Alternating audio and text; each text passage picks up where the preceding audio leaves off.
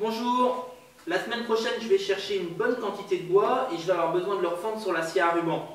J'avais donc un besoin assez urgent de tréteaux solides, à la fois pour du stockage, mais aussi pour pouvoir fonctionner comme une servante à rouleau.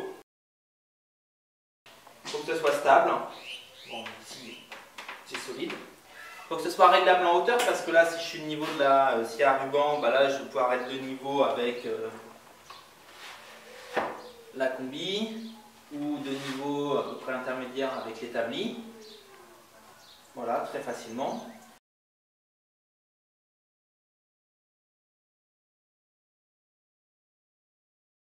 Il y a quelque temps, j'avais récupéré des planches de bois exotique en 35 mm déjà dégauchies. Je les utilise pour me simplifier la vie pour cette réalisation. Ce n'est peut-être que des tréteaux, mais j'ai un paquet de pièces, alors je préfère bien les identifier avant de passer aux usinages.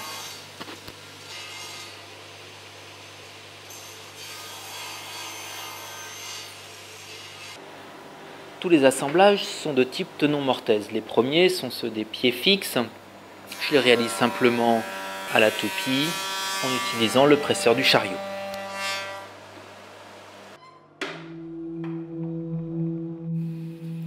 Je réalise ensuite autour une gaine en contreplaqué afin d'aménager un logement qui permettra à la partie mobile de coulisser.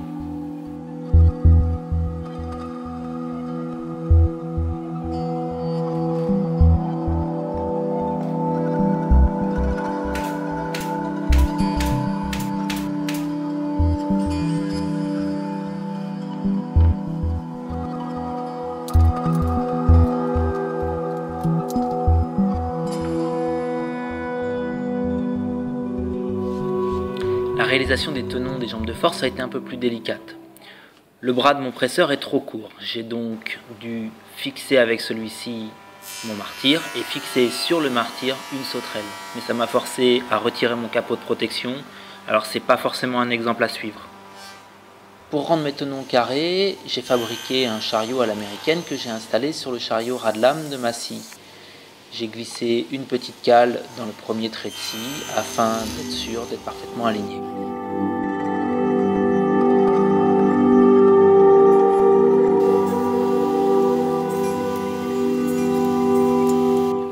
Malgré cette précaution, il m'arrive d'avoir à refaire une petite retouche ou deux au ciseau à bois. J'ai maintenant un certain nombre de mortaises à faire, mais ça va tellement vite avec cette nouvelle machine.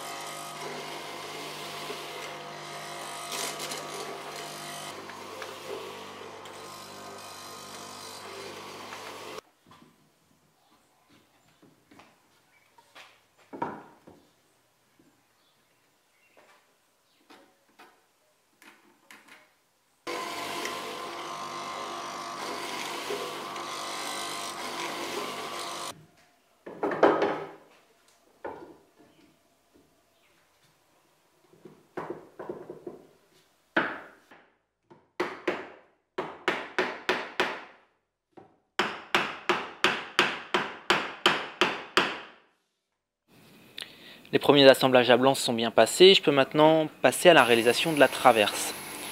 J'ai des grands tenons traversants à réaliser et ça dépasse les capacités de mes plateaux à tenonner. Je décide donc de les faire à la scie à ruban.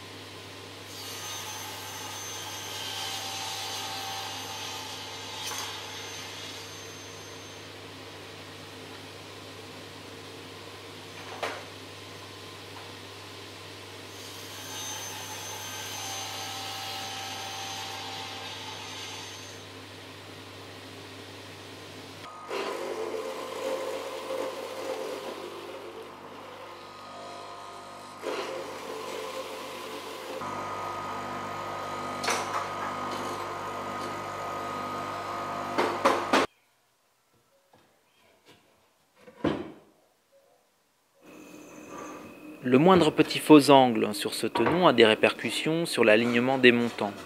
Je fais donc des retouches au guillaume.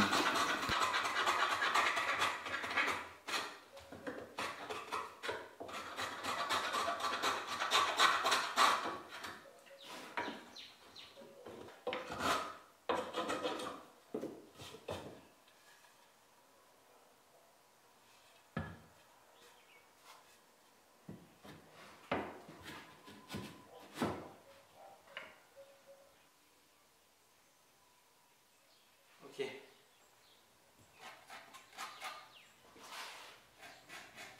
Afin de réaliser les clés pour le verrouillage de la traverse sur les deux montants, je me suis simplement fait un petit gabarit en contreplaqué, une vis ici qui vient en appui et me permet de définir un angle, et une vis ici pour venir plaquer mon bois.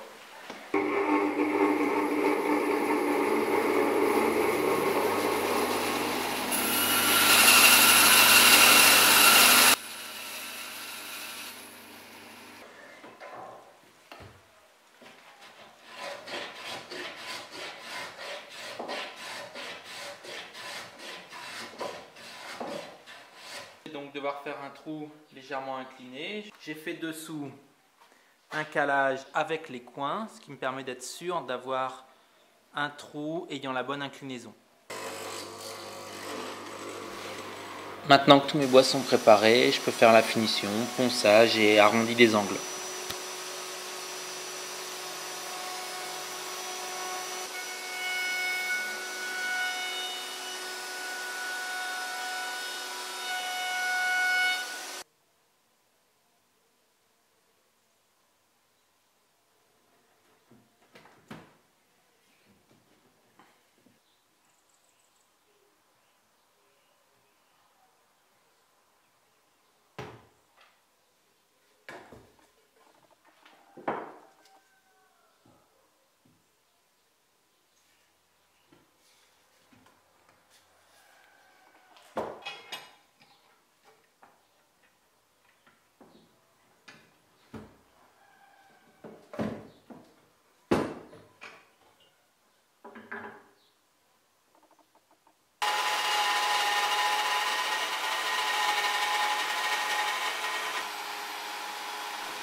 Je réalise la rainure dans les pieds fixes, puis je passe à l'ajustement des pieds mobiles.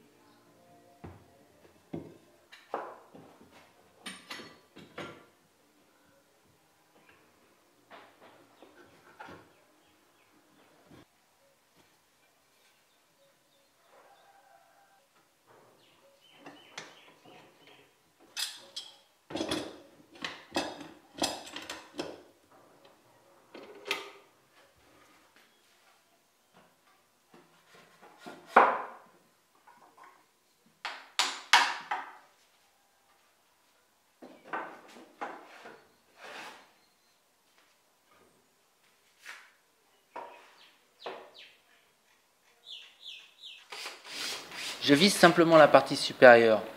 Il n'est pas exclu que dans quelques temps, elle ait eu quelques coups de scie, quelques coups de marteau et qu'il faille la changer.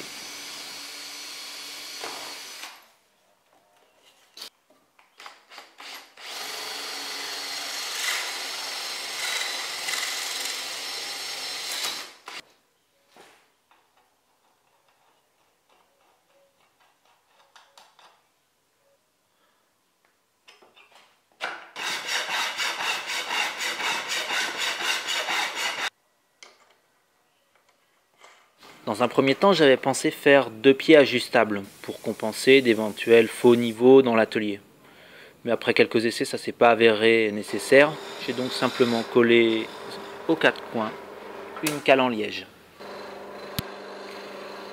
Pour le rouleau, j'utilise un gros tube en acier qui me reste de la barrière de la piscine et des roues achetées en grande surface que je retourne afin de les adapter au diamètre intérieur. Les différents éléments sont collés à la colle époxy et le mouvement est assuré de manière fluide par des chutes de plastique issues d'une planche à découper. Pour cette réalisation, je me suis beaucoup inspiré d'une publication, le hors-série du Bouvet sur les ateliers, et du plan de Jean-Noël, donc je tiens à le remercier tout particulièrement. Je vais vous dire aussi que je ferai une petite vidéo prochainement sur la réalisation des boutons molletés qui me permettent de régler la hauteur. A bientôt!